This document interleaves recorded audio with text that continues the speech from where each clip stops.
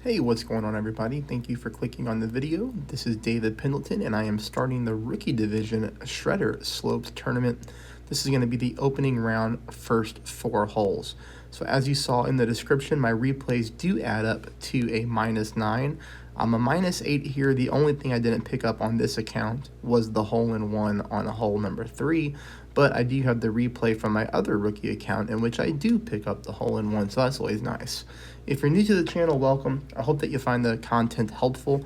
Please take a moment there to hit that subscribe button, and if everybody could take just a half a second there to hit the thumbs up button, that would be much appreciated. Okay, let's get into hole number 1. I'm going to show you 2 different ways to play hole number 1 and 2 different ways to play hole number 2. Here we're going to go with 4.5 bars of top spin, 1 bar of side spin to the left. Orange ring right there on the top of the rough line, ball guideline going down the middle of the second fairway in between the 2 patches of rough. This is no secret on how to play hole number 1. This is how we would play it in tournaments. This is how we would play it in tour play. Very short par 4, so the strategy is pretty easy. Now this route here, all you need is a navigator, marlin. I mean, heck, you could, even basic ball it if you really wanted to. All we're trying to do is get up here on the fairway. Here, I do get almost a little bit too much distance. As you see, the game starts me off with my M-ringer, but I do push up and switch it to the thorn. So I apply heavy backspin, so that way I can push my target a little closer to the hole.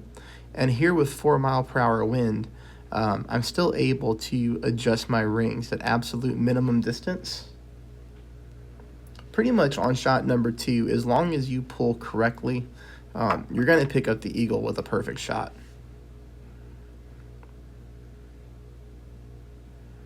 Which you'll see here, okay? Now, we're going to go into another way to play this hole, which is going to be with a berserker. So obviously, some players have plenty of berserkers, some don't. So I'm going to show you this path as well, because anytime you get tailwind on this hole, it is a great opportunity to drive the green. We're going to go 6 top, 2 bars of side spin to the right. If you're an extra mile level 9 player, do not go more than 6 top. You don't need it. All you want to do is make sure that you do have your ball guidelines set correctly. Notice that after my spins are set, so I have 6 top, 2 right. After my spins are set, look at my second bounce. It's on the first fairway before the rough, right? So by first fairway, I mean the fairway that I'm obviously playing on, which is the middle fairway here. And then my third bounce is hitting the top fairway, ball guideline pointing towards the green. That's what you want it to look like. As long as you have it like that, you will not need to overpower your shot, because again, as long as you pull correctly here, your ball guideline is going to play 100% true. So you'll notice I just go back, I take a normal shot, I hit perfect. I'm going to get bounce number 1 and bounce number 2 here on the fairway that I'm aiming on. So there's 1, there's 2, third bounce, rolls up towards the green, good to go. You can see here why I'm saying if you're an extra mile level 9 player, do not need more top spin, because you could go shooting off the green into the back of the rough. So we don't want to do that. All right. Hole number 2, also 2 different ways to play. Again, tailwind here. I want you to use 4.5 to 5 bars of top spin max. You're going to see here that I go 6 bars of top spin. And it's almost too much. So I go 6 top, 1 left. My yellow ring is right there on the rough line, as you can see. That's just a good reference point for everybody. Now my wind here is only 3 miles an hour. If I would have got hit with like 4-mile-per-hour wind, I would have probably rolled into the rough at the top here and gained too much distance. What I learned from this shot is distance is really not our friend. We would really rather be about 10 yards back from this anyways. 370 is almost too much. Here's why. Look, it's starting me off with my backbone, and I have to push up a little bit to switch to my sniper. Now, the difference here is the wind is only 2.4, so I don't have to pull that many rings, okay? Again, if I would have the 4-mile-per-hour wind, I'd have to pull 4 rings or so, and I would not be able to do that, because you're going to see here when I go to pull a little bit over 2 rings, I'm going to get caught in between clubs. See what I mean? I can't make my adjustments. So I have 10 seconds left. I have to now go with max backspin try to re-find my landing position with 6 seconds left, 5 seconds left. I need to hurry up and make my pull, and then I need to pray here that I hit perfect, which I do. And I do drop the albatross here. So what do we learn from this one? Don't get as many yards on your drive as I did, because if you don't, you're going to be able to take a minimum distance sniper shot a heck of a lot easier than I did. Now again, if you're somebody who has a bunch of berserkers and you're willing to let them burn in the opening round, well, here you go. You can let a ball fly. You can go 6 top, as you see here. No side spin. I'm just pushing my target up to make sure that I'm playing to the right-hand side of that sand trap up there. I pull my elevation, and then I do push back up to max, which you see right here. Now from here, I'm going to go with absolute max overpower. Very minor great left here. It's nice to see that we do get away with the great left. 1 bounce, 2 bounce, and we let this thing continue on down. Now, yes, if you're an extra mile level 9 player, you could go full top spin here and get more distance on your drive if you want. But if you want to try to mimic what I did, just go 6 top and then let it fly.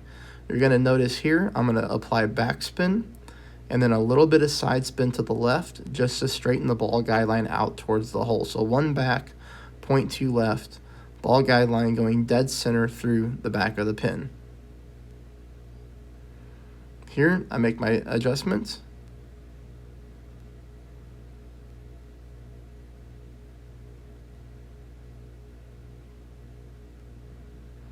Perfect ball, and this gives an albatross as well. So I'll show you the albatross with the regular option, and then obviously the albatross here with the bombs away option. Both of them give great chances for albas. Obviously the second one, much easier to pull off. Hole number 3, we are going to play the rough bump here. This is basically the best wind angle you can get for the hole-in-one on this hole. 2 bars of side spin to the right and just a smidge of top, okay? Barely anything, like 0.1 top. 2 right, 0.1 top. Make sure that you got the ball guideline going just like this, pointing at the left-hand side of the cup. Notice that I'm playing a little bit down here on the rough. Don't play high on the rough. Notice how my yellow target is basically on the right-hand side of the sand. We do want to play in that general area with our entire yellow target in the rough. And for me, on this shot, I do pull over the bullseye when I make my adjustment. So pull over the bullseye. You see here we have no problem hitting the rough, and we do drop this shot basically exactly where we were aiming, but we do want to go ahead and continue to offset on the left-hand side of the cup just like I had there. That's hole number 3, and now we move on to hole number 4, 6 top, 2 bars of side spin to the right. Use a Kingmaker here just because of the headwind. Now you don't have to. You could use yourself a Titan if you'd rather do that. Because really with the Kingmaker here, we're not even utilizing that extra bar of side spin. That's the only reason why I went with this ball, because I thought that I would go 3 bars of right side spin, but the shot was no good on the drive. So here I'm using baby curl to the right-hand side. So very, very minor curl to the right. And all we're trying to do is kick this ball from this fairway, hop over the rough, which we do, and then let that 2 bars of side spin do the work. When I was using 3 bars of side spin, I was accidentally clipping the rough on the drive on that second bounce, so that was no good. Shot number 2, I play 0% at mid. Even though I'm not at mid, this shot is playing pretty consistently at mid. 1 back, 1 right. So just like that, 1 back, 1 right, ball guideline, center of the hole, and as always with the thorn, through the back of the cup, just like that. Very important when using backspin with this particular club. Now you're going to notice here, we make our adjustment, we hit a perfect ball, and we drop it. So we got eagle, alba, hole-in-one, eagle. That'll get you a -9 if you're able to pull off all the shots, which would be super epic. Love to hear from you in the comments. Let me know how you're doing. Please hit that subscribe button. Please hit the thumbs up, and I'll continue to play the rest of my rookie round. Thanks, everybody.